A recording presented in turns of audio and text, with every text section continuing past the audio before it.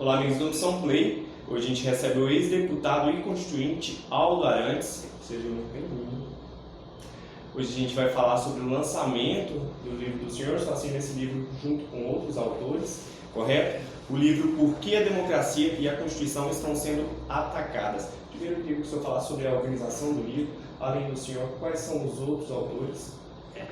O livro eu sou organizador e autor, e comigo também escreve 4 destacados constitucionalistas. Um do Rio Grande do Sul, que é o Lênin Streck, o Marcelo Catoni, que é de Minas Gerais, o Martoni Montalverni, que é do Ceará, e o Pedro Alarcon, que é de São Paulo.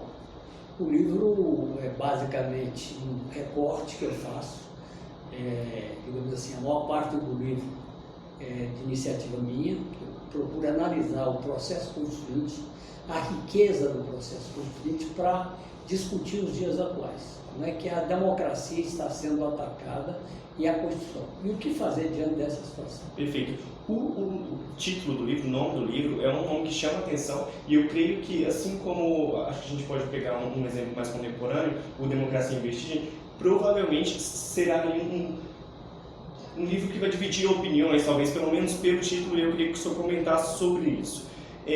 Democracia e Constituição estão sendo atacadas. Então, há brechas para uma polarização. Então, tem gente que acha que a Constituição e a democracia não sofre risco, e a outra parcela da população confia que sim. É certo que sim, porque isso aí está muito relacionado com a gravidade do momento que nós estamos atravessando. Quando o presidente da República ameaça com golpe, ameaça com a aplicação da Lei de Segurança Nacional, diz que não utilizou ainda a Branduna. Quando o seu secretário da Cultura faz a citação do ministro da Propaganda de Hitler, ou seja, nós estamos vivendo uma grave situação. É claro que os bolsonaristas terão as suas explicações, como o Hitler tinha explicação, mas vivemos, sem dúvida nenhuma, qualquer democrata vê a gravidade da situação que nós estamos atravessando. O que eu procuro mostrar no livro é que nós precisamos de entender melhor o que significou a Constituição de 88. O processo, foi um processo extremamente rico, e eu procuro resgatar isso no livro, mostrando exatamente toda a mobilização que a sociedade fez, no momento em que a sociedade, inclusive, já estava sob a hegemonia do mercado, do neoliberalismo, que tem por objetivo cortar os direitos, mas naquele momento, internamente, havia uma grande mobilização da sociedade reivindicando direitos, e por isso se constituiu exatamente e se aprovou a Constituição de caráter social, Constituição Social. O que ocorre é que o mercado procura impor a Constituição para o mercado, quebrando direitos, atacando não só os direitos dos trabalhadores, mas na educação, na saúde, na cultura. Isso é o que ocorre hoje no mundo, né? E está ocorrendo aqui no Brasil. Fazendo uma retomada histórica do processo constituinte, na época, eu sei que talvez não dê para a gente falar isso com precisão, mas na época já se previa essas crises, como a gente encara hoje, como podemos falar que a gente está passando por hoje. E a Constituição ela chegou a ser amarrada o suficiente para se prevenir desses riscos? O problema é que a Constituição, na verdade, quem participou, quem viveu, quem você sabe que a Constituição não é de uma decisão, eu diria, racional. Ela é um jogo de forças. Naquele momento, questões fundamentais que poderiam amarrar melhor essa situação, porque não foi possível. Então, não se trata de uma racionalidade. Naquele momento, você tinha, de um lado, uma forte pressão da sociedade por direitos, mas tinha forte pressão do setor empresarial querendo exatamente barrar essas conquistas de direitos. Você tinha setores da área da cultura, da educação, do meio ambiente. Então, o processo constituinte foi extremamente rico. Agora, o fato é que no processo final resultou uma Constituição bastante avançada, que é a Constituição Social. O que ocorre é que, pouco depois da aprovação da Constituição, iniciou o processo de desmonte da Constituição, de desconstitucionalização, uma tentativa de quebrar exatamente todos os princípios que foram incorporados na Constituição. Isso vem com o governo Collor, o governo Fernando Henrique Cardoso, depois houve uma paralisia desse processo no governo Lula em 2021 e retomou com intensidade no governo Temer e, sobretudo, no governo Bolsonaro. Então, na verdade, há, digamos assim, acentuadamente a corte de direitos que se expressa na reforma trabalhista, na reforma previdenciária, agora na anunciada reforma administrativa, tudo voltado contra o direito dos trabalhadores, dos servidores, nada voltado em relação aos altos lucros dos bancos ou dos empresários. Hoje, por exemplo, eu estava vendo a notícia que o Itaú teve um crescimento brutal nos seus lucros. Então, não tem nenhuma medida em relação ao setor empresarial, tudo em relação aos trabalhadores, ao povo e ao corte de direitos. Então, na verdade, o que se discute é assim, o que está por trás de tudo isso? O que está por trás de tudo isso é exatamente um processo internacional e nacional de liquidar com a Constituição Social. Essa Constituição ela foi fruto de muita luta, ela vem lá desde a Constituição de Portugal, a Constituição da Espanha, que se exatamente concretizou na Constituição de 88. Isso tudo, essa Constituição Social, ela foi consolidada após a Segunda Guerra Mundial e há, a nível internacional, uma tentativa de liquidar com tudo isso. E aqui no Brasil, de forma exacerbada. Né? Senhor, além da Constituição, tem uma palavra-chave aqui que é democracia. Democracia, na visão do livro, ela também está sendo atacada. São duas coisas que estão completamente ligadas, Constituição e democracia. A base, digamos assim, da democracia é a Constituição. A Constituição é o pacto social, é a regra de convivência da sociedade. E o que aconteceu para que isso acontecesse, essa ofensiva toda? Foi uma campanha orquestrada, quer dizer, contra o papel do Estado, né, e contra o papel da democracia, o papel da política. A campanha orquestrada. Porque o Estado, ele joga um papel fundamental, sobretudo num país em desenvolvimento, seja para estimular o desenvolvimento, seja para criar, para regular as relações econômicas e sociais. A retirada do Estado é a hegemonia concreta do capital. O que o capital pretende? O lucro. Né? Então, esse combate ao Estado, esse combate também à democracia, porque esse combate à política, não existe democracia sem política. O combate da política, dos políticos, dos partidos políticos, é o combate à própria democracia. Então, tudo isso está implicado, né? E, infelizmente, o que se aconteceu é que o governo Bolsonaro, quer dizer, esses setores de extrema-direita aqui no mundo, eles colocaram, quer dizer, a necessidade de construir um inimigo. O inimigo no passado era exatamente, quer dizer, era exatamente o narcotráfico, entende? Depois, enfim, mais recentemente, aqui, sobretudo na América Latina, o inimigo é a corrupção. Comunismo é corrupção. E aí fizeram uma grande manobra, porque, na verdade, qual é a causa da corrupção? Eu fui representante da Ordem dos Advogados do Brasil, numa articulação, junto com a CNBB e várias entidades da sociedade civil, que nós lutávamos pelo fim do financiamento empresarial. A OAB fez uma pesquisa e identificou que 76% do povo brasileiro considerava que a causa da corrupção era o financiamento empresarial. Então, o alvo era esse. E, na verdade, houve toda uma tentativa de desviar o alvo do setor empresarial e criou-se exatamente assim, para demonizar a política e os políticos. Eu estava num cenário em que esses políticos que surgiram na política, que se auto-intitula Nova Política, eles dizem que nas escolas há uma doutrinação, em que há ali na cultura também elementos de doutrinação. Quais foram os fatores que chegaram a fazer com que a sociedade desse aval para essa nova política? Primeiro que uma nova é velha, extremamente velha, medieval. Então é uma grande manipulação dizer nova política. Nova política quem defende o ódio, a violência, a agressão, que considera que a Terra é plana, enfim, ideias absurdas de caráter medieval. Você não tem nada, absolutamente velho. Nova política, o senhor Bolsonaro, que foi deputado por 30 anos, era do baixo clero, nunca teve nenhum. Eu fui deputado federal com ele, não lembro da existência dele, ou seja, é inexpressivo. Agora, ele passou a jogar papel porque estava, em determinado momento, as elites brasileiras não tinham alternativa, a alternativa que eles trabalhavam era exatamente o ex-governador de São Paulo, que não emplacou, e eles então optaram, entre uma candidatura de esquerda e uma candidatura de direita, optaram. Mas, quer dizer, não tem absolutamente nada de nova política, é a velha política reacionária e conservadora. Agora, como que eles conseguiram isso? conseguiram através de um processo que chama, quer dizer, é a nova forma de golpe, é o chamado golpe brando. O golpe brando, ele tem como pressuposto a construção de uma hegemonia de pensamento. É necessário exatamente você ganhar a mentalidade das pessoas. E foi o que eles fizeram no Brasil, e que também estão fazendo no mundo. Não é? Então, e ganharam como? Colocando, quer dizer, a questão da corrupção como uma questão central, e utilizando fake news, as mentiras, para poder jogar isso na cabeça do povão. Não é? Procurando desmoralizar a política, né? Para despolitizar a sociedade, porque uma questão fundamental de uma sociedade democrática é o contraditório, é a pessoa saber os dois lados para construir um pensamento próprio.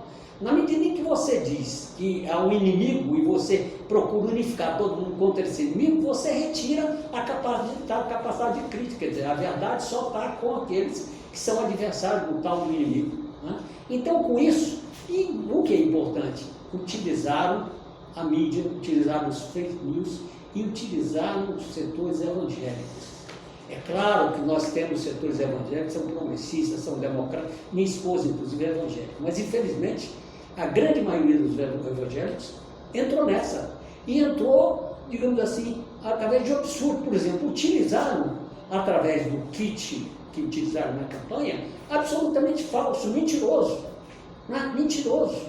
Então utilizaram muita mentira, fake news, veio a público isso, uma série de empresas, não só a Van, mas empresas internacionais, inclusive israelenses, que financiaram o governo, a campanha do Bolsonaro, para estimular o fake news. Entende?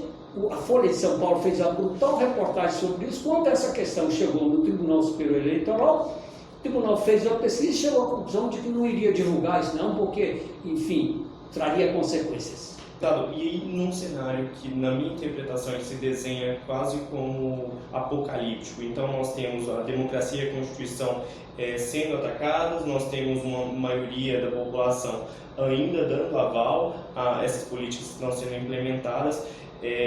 No Congresso, nós temos uma maioria parlamentar de base.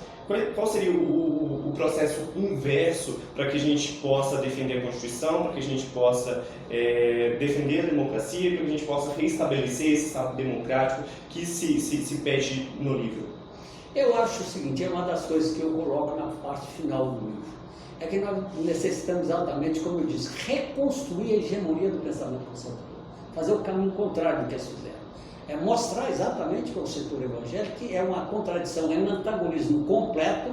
Você tem uma visão cristã, quer dizer, defender o ódio, a violência, né? É inaceitável. Quer dizer, é necessário exatamente resgatar as ideias da solidariedade, da justiça social, entende? Da defesa do patrimônio nacional, quer dizer, o patrimônio brasileiro, além do desastre que tem em termos das conquistas dos trabalhadores, quer dizer, o meio ambiente está sendo devastado, a Amazônia, né? A questão da cultura, querem destruir a universidade pública, né? Na área da educação, enfim, é uma razia completa. Então é necessário, digamos assim, despertar a consciência crítica da sociedade. Questão fundamental é essa, despertar a consciência crítica. É a sociedade, é politizar a sociedade e construir uma ampla frente contra o bolsonarismo em defesa da democracia.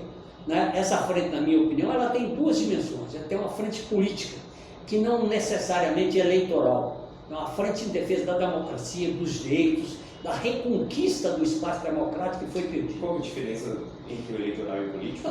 Porque o político ele é feito independe da eleição. A frente política ela no sentido prepara uma convivência harmônica entre os setores democráticos. Que isso pode convergir para a frente eleitoral. Isso cria, inclusive, um clima mais favorável para uma frente eleitoral. Mas eu acho que nesse momento nós temos exatamente colocar com muita força a compreensão de que a esquerda sozinha não consegue reverter essa situação. E toda a política da direita e do Bolsonaro é para tentar isolar a esquerda. Né? E a esquerda tem que compreender, essa é a minha opinião, é a opinião do meu partido, do PCdoB, e nós temos hoje uma grande liderança que se destaca no Brasil, que é o Flávio Dino, governador, que surge como uma alternativa para disputar a presidência da República. O que o partido tem dito, o que eu pedi, o que o Flávio Dino diz?